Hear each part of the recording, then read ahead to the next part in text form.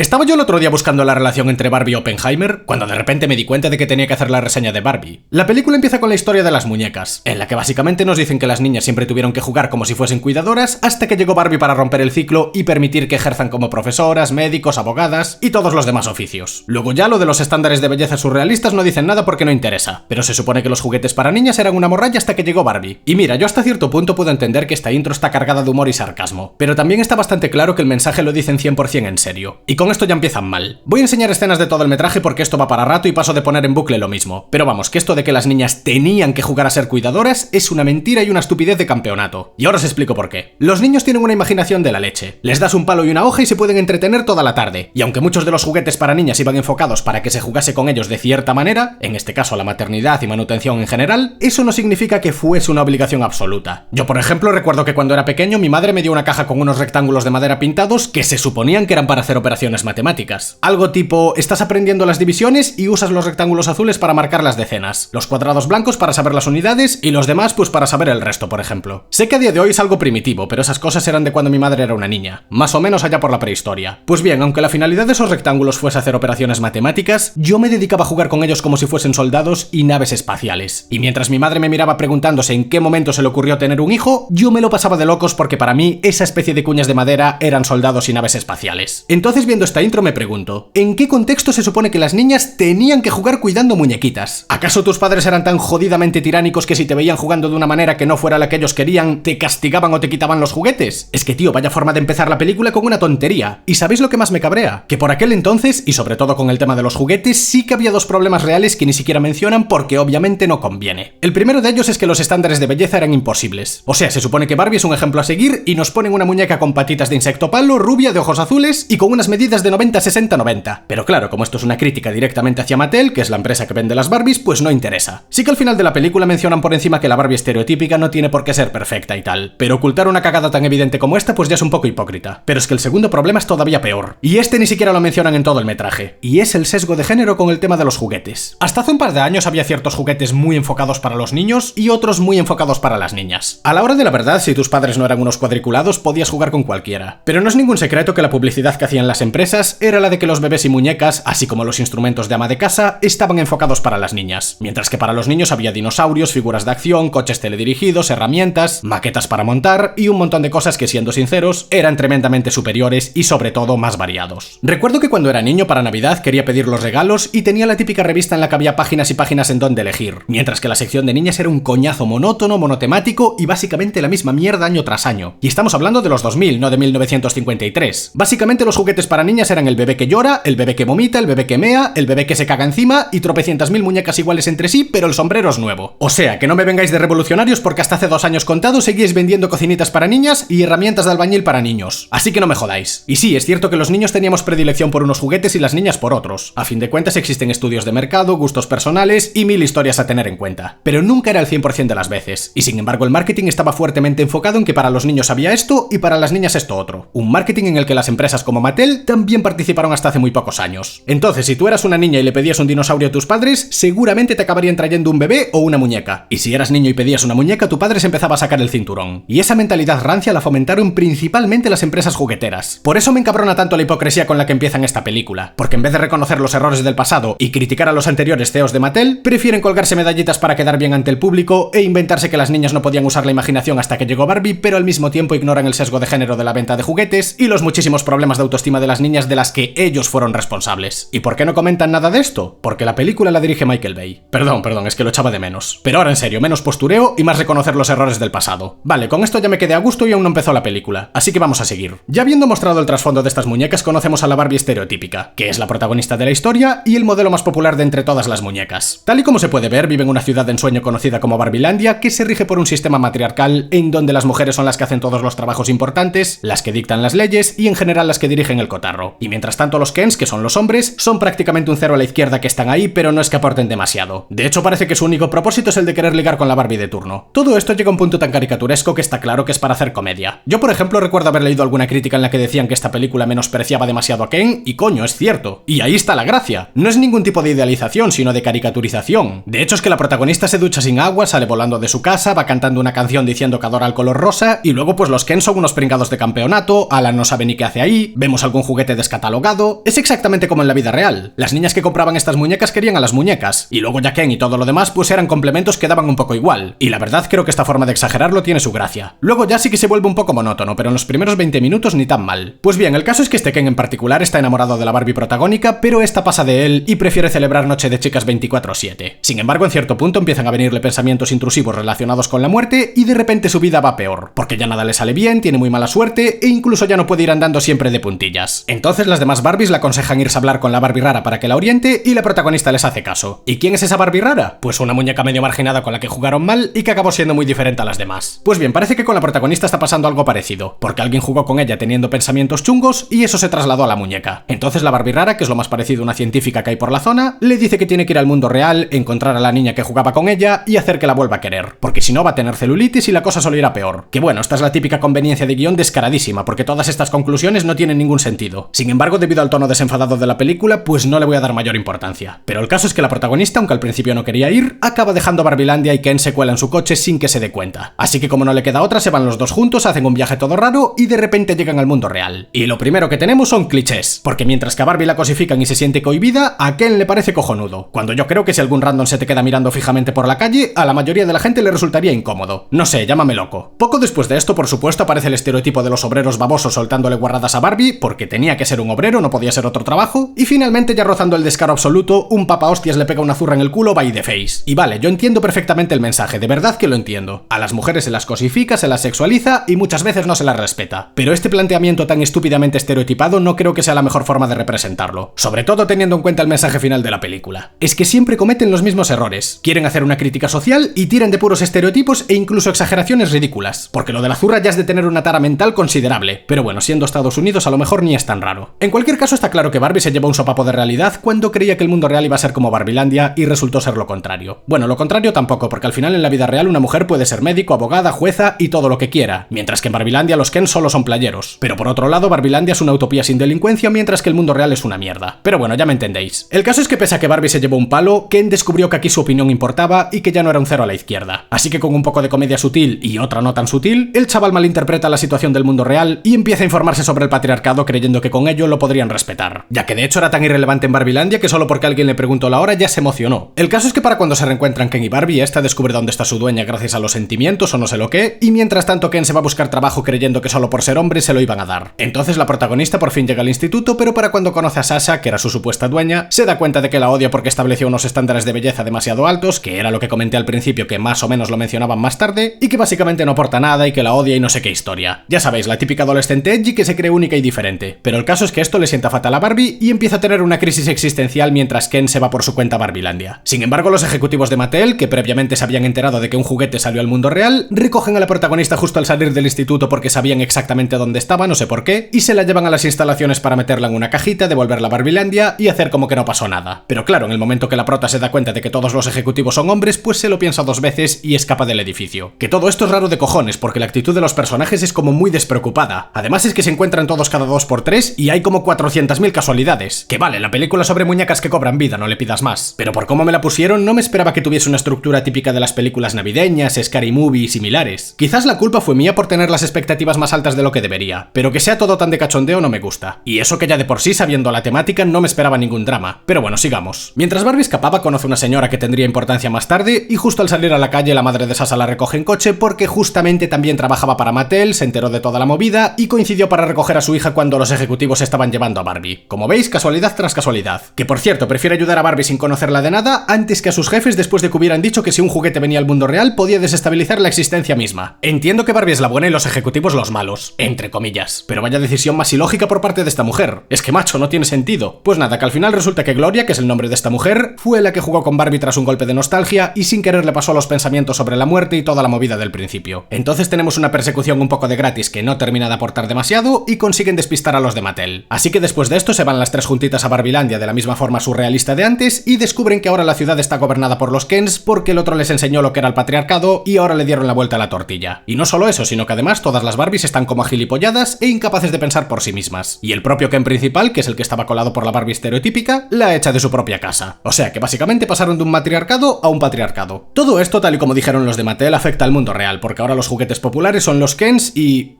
parece que ya está. ¿En serio tanta historia con lo del choque de realidades y al final lo único que pasa es que cambiaron el merchandising? Pues vale, aunque esto afecta más a las Barbies que al mundo real. Pero bueno, ya os adelanto que la subtrama de los ejecutivos es puro relleno, así que no le voy a hacer demasiado caso. En cualquier caso, Barbie lo perdió todo y ni siquiera consiguió solucionar aquello que la motivó a dejar su hogar. Así que termina de colapsar y deja de verle el sentido a la vida. Entonces la niña Edgy sigue haciéndose la rebelde pese a ser el personaje más irrelevante de la película y tanto ella como su madre se van de Barbilandia después de poner la patas arriba indirectamente. Y desde este punto hasta casi el final, la película me pareció un coñazo, porque empieza a mezclar subtramas que no aportan literalmente nada e incluso le dan de lado a la protagonista, que tiene cojones. Vengo a ver una película de Barbie y me la sacas de en medio, pero ¿a quién se le ocurre? En fin, que Alan, ese personaje que no influye para nada en la trama, se coló en el coche para abandonar Barbilandia y como los Kens estaban construyendo un muro, pues se lía a golpes con todos, luego la niña cambia de parecer completamente by the face y deja de ser edgy para ayudar a Barbie. A su vez, su madre está de acuerdo, vuelven a la ciudad, intentan animar a la protagonista sin mucho éxito y al final, como ven que la mayoría de Barbies están hipnotizadas por el patriarcado, se van a ver a la Barbie rara para que les explique lo que está pasando. Porque una vez más, esta mujer lo sabe todo por alguna razón y dice que tienen que revertir de alguna manera el alienamiento que les hicieron. Y mira tú por dónde, la forma de lograrlo es quejándose. Porque en cierto punto Gloria empieza a despotricar sobre todo lo que la oprime y la amarga la vida y las Barbies que estaban cerca volvieron a la normalidad. Que bueno, dentro de lo que cabe el discurso tiene unos cuantos puntos bastante razonables. Sin embargo, tengo que hacer un apunte, y es que muchos de esos problemas no son tanto a raíz de un patriarcado como el hecho de que vivimos en una sociedad de mierda. Y eso es así, pero vamos a analizar las cosas punto por punto. Lo primero que dice es que las mujeres tienen que estar delgadas pero no demasiado. O sea, los estándares de belleza de toda la vida. Y esto es correcto, aunque no es algo exclusivo de un sexo, ya que los hombres tienen que estar en buena forma, medir más de 1,80 m, ser graciosos, detallistas, atentos, tener un buen trabajo, y a poder ser que estén morenos pero tengan el pelo rubio y los ojos azules. O sea, una coincidencia genética de más o menos el 1% de la población. No es que le falte razón a esta chica, pero es que lo plantea como un problema exclusivamente femenino y la verdad es que nos afecta a todos prácticamente por igual. Luego también dice que ellas tienen que tener dinero, que mira, ignoro hasta qué punto es cierto, pero se lo compro. Aunque una vez más con los hombres también es un problema muy vigente. De hecho, hasta hace no demasiados años éramos nosotros los que teníamos que invitar y estaba totalmente normalizado. Ahora por suerte ya es otro rollo. Pero vamos, que una vez más estoy de acuerdo, pero es un problema que afecta a ambos. Y con todo esto aclaro que no pretendo quitarle la razón a nadie, pero creo que está bien matizar las cosas para que nos entendamos todos. O sea, que las mujeres digan lo que les molesta y que los hombres hagan lo mismo. Es la única manera de progresar como sociedad, entendiéndonos los unos a los otros. Ya a partir de aquí el discurso empieza a tener los primeros patinazos, porque dice que ellas tienen que ser jefas, pero que no pueden ser malas. Hombre, a ver, yo creo que a las mujeres les afecta más el hecho de que ostenten pocos cargos importantes antes que tener que ser jefas por presión social. Es que ¿de dónde saco esto? ¿Es algo exclusivo de Estados Unidos o me estoy perdiendo algo? Se suponía que hasta ahora el problema es que a las mujeres no les dejaban ser jefas. Y bueno, con lo de no ser mala me parece de sentido común. Ya bastante mierda nos cayó encima con los boomers explotándonos 40 horas a la semana por un sueldo miserable como para que ahora haya jefas que quieren ser malas. O sea, entiendo que el problema está en que se las considere malas por algo que no es maldad como tal. Pero es que ahí ya tendríamos que ver qué es lo que hizo, cuál fue el motivo de hacerlo y por ende cuál de las partes es la que tiene razón. No se puede generalizar diciendo quieren que sea jefa pero no puedo ser mala. El siguiente punto es que tienen que ser madres pero no pueden hablar de sus hijos. Y aquí me quedé con cara de póker. ¿Quién coño las obliga a ser madres? Sí, los pro vida puritanos que una vez nacidos les dan igual los niños. Vale, pero esta gente ¿qué te aporta? ¿Qué clase de autoridad tienen los 4 tontos de internet ante las decisiones que tomes? Ninguna, ¿verdad? Pues esa es la importancia que le tienes que dar. Y lo de no poder hablar de tus hijos sí que me dejó con el culo torcido. No sé en qué lugar del mundo una madre no puede hablar de sus hijos, pero vale. Luego dice que tienen que ser profesionales pero cuidar de otros. Que esto me imagino que se refiere a que deben tener trabajo y a su vez cuidar de la familia. Un poco mal explicado, pero si se refiere a eso, estoy completamente de acuerdo. A nivel social siempre fue la mujer la que se encargó de las tareas del hogar y aún a día de hoy se siguen arrastrando ciertas costumbres. En cambio, lo siguiente me parece una burrada. Y es que dice que las mujeres tienen que responder por el mal comportamiento de los hombres. Y si os digo la verdad, esto me parece una piedra completamente gratuita. Ni que fuéramos un atajo de mandriles. Es que vamos a ver, imbéciles hay en todas partes y de todos los géneros. Pero responder por su mal comportamiento. Si es un empleado tu cargo que la lía, pues oye, sí. Pero si eres su superior también puedes echarlo a la calle o amonestarlo, digo yo. Y si es tu marido, que ya sería triste que no sepa comportarse, pues oye, siempre puedes divorciarte. De hecho, hazte un favor y hazlo. Pero si no es el caso, pues no sé, chica. ¿Responder por el mal comportamiento de los hombres? Por favor, que alguien me explique esto, porque me parece sacadísimo de la manga. Si un hombre adulto la lía parda, pues tendrá que ser él quien responda. ¿En qué momento las mujeres tienen que responder por nuestro mal comportamiento? Es que, tío, el discurso empezó bien, pero ahora está metiendo unos patinazos de la hostia. Después de esto dice que tienen que estar guapas para los hombres, pero no demasiado para no amenazar a otras mujeres ni tentar a otros hombres. Y con esto ya retoma un poco el sentido común. A ver, creo que a nivel social hace mucho tiempo que se dejó de lado la mentalidad de estar guapa para los hombres. Es muy de los años 40. De hecho, cuando una chica se maquilla o se pone guapa, deja bastante claro que lo hace por sí misma, no para agradar a otros. Y si hablamos de algún sitio pijo como Pachá o una empresa, ya te digo yo que la normativa de vestimenta es para ambos sexos. Porque como me presente en bañador siendo recepcionista de un hotel, estoy en la calle en 5 minutos. Y en cuanto a lo de no destacar para no amenazar a otras mujeres, pues oye, puede ser cierto. Pero en este caso, ¿qué culpa tienen los hombres de ello? ¿Acaso no son otras mujeres las que te critican cuando se sienten amenazadas? Ya con lo de no tentar a los hombres estoy 100% de acuerdo. Es un problema que viven en su día a día y ya sabemos lo que pasa cuando alguien ve un poco de carne y se cree con el derecho de tocar e incluso hacer cosas peores. Con ese tema no hay nada que discutir, pero con lo otro, bueno, ya dije lo que tenía que decir. A continuación dice que las mujeres deben destacar siempre y además estar agradecidas. Y esto no sé hasta qué punto les afecta, pero en caso afirmativo ya os digo yo que el problema no es el patriarcado, sino el capitalismo salvaje que tenemos a día de hoy, que es algo que nos afecta a todos, porque te explotan pagándote un sueldo miserable y aún tienes que dar las gracias por tener ese puesto. Así que aquí una vez más estoy de acuerdo, pero no es un tema patriarcal, sino capitalista. Ya tirando al final dice que las mujeres no pueden envejecer, que esto no hay que tomárselo literal, sino que más bien si envejecen se las critica. Y una vez más aquí también estoy de acuerdo, porque aunque internet es más tóxico que la central de Chernóbil, sí que es cierto que a las mujeres se las critica más por el paso de los años que a los hombres. Yo siempre digo que no hay que hacer caso a los cuatro tontos de siempre que se esconden bajo un perfil de Twitter, ni tampoco a la prensa rosa, pero al César lo que es del César. Sin embargo, una vez más, después de hacer una afirmación totalmente coherente, vuelve a soltar una burrada sin pies ni cabeza, porque inmediatamente después dice que una mujer no puede ser maleducada, ni fanfarrona, ni egoísta. Hombre, a ver, poder puedes. Lo que no puedes pretender es que comportándote de esa manera no se te critique, porque llámame loco, pero la mala educación, el egoísmo y la fanfarronería son cualidades negativas. No sé qué tiene esto de reivindicativo. Los hombres nos oprimen porque no me dejan ser maleducada. Macho, no me jodas. Además es que me parece súper hipócrita que digas que no puedes ser maleducada literalmente 30 segundos después de quejarte de la mala educación de los hombres. A ver si nos aclaramos un poco, porque una cosa es reivindicar y otra decir estupideces. Y ya para terminar dice que si eres mujer no puedes derrumbarte, ni fracasar, ni mostrar miedo. Que una vez más no sé de dónde lo saca. Pero cuando una persona se derrumba, la mayoría de la gente la va a apoyar. ¿Que habrá cuatro tontos en internet haciendo lo suyo? Por supuesto. Pero no puedes dar a entender que este es el estándar cuando sabes perfectamente que no es así. Es que vamos a ver en qué momento no se le permite a las mujeres fracasar, tener miedo o venirse abajo. Este tipo de cosas cagan muchísimo el discurso, porque hay unos cuantos puntos en los que tiene toda la razón del mundo y luego te suelta una inventada de la hostia, se contradice pidiendo algo de lo que se quejó hace 30 segundos o directamente culpa a los hombres de algo que o bien es culpa del capitalismo o de que vivimos en una sociedad que no tiene nada mejor que hacer que criticar la vida de los demás. Y con esto se acaba un discurso que pudo haber sido impecable remarcando aquello en lo que tenían razón, pero que acabó bastante manchado con todo lo que acabo de comentar. Y es una pena, porque en el momento que divaga y suelta las cafradas que suelta, muchas de las personas que se lo tomaban en serio van a desconectar y no hacer ni puñetero caso. Y todo por querer incluir quejas sin ningún tipo de filtro y echándonos la culpa de todo como si fuéramos el anticristo. Al final la moraleja de todo esto es que las mujeres, aunque perfectamente se puede aplicar a cualquier otra persona, no tienen por qué hacer lo imposible para gustar a la gente. De hecho es un error catastrófico. Tú sé feliz, disfruta de la vida y lo que opinen los demás que te entre por un oído y te salga por el otro. Es una pena que haya tenido tantos patinazos porque el mensaje final es muy importante. Pero mira, voy a intentar quedarme con lo bueno y simplemente añadir un par de cosas. Y con esto no pretendo desacreditar, sino complementar la información. Porque al final creo que la mayoría de problemas entre hombres y mujeres se podrían solucionar si hacemos un esfuerzo por entendernos los unos a los otros. Una de las cosas que no me parecen correctas con este tipo de discursos es la autocrítica nula y las pocas ganas de debatir diferentes puntos de vista. Porque sí, lo de la vestimenta, la competitividad entre mujeres, las supuestas provocaciones, todo eso es completamente cierto. Y debería hacerse algo para cambiar, porque yo tengo amigas, tengo hermanas, tengo una madre, primas, si Dios quiere algún día tendré pareja, quizás el día de mañana tengo una hija, y lo último que quiero es que las pasen canutas por culpa de gente que vive en el siglo XX. Pero lo que no puede ser tampoco es que usen estos discursos para desquitarse con el colectivo masculino, o para echarle la culpa de todos los problemas del mundo, o para restarle importancia a un problema que nos afecta a todos por igual, pero ensalzarlo cuando ellas son las víctimas e ignorarlo cuando lo somos nosotros. Eso no es igualdad.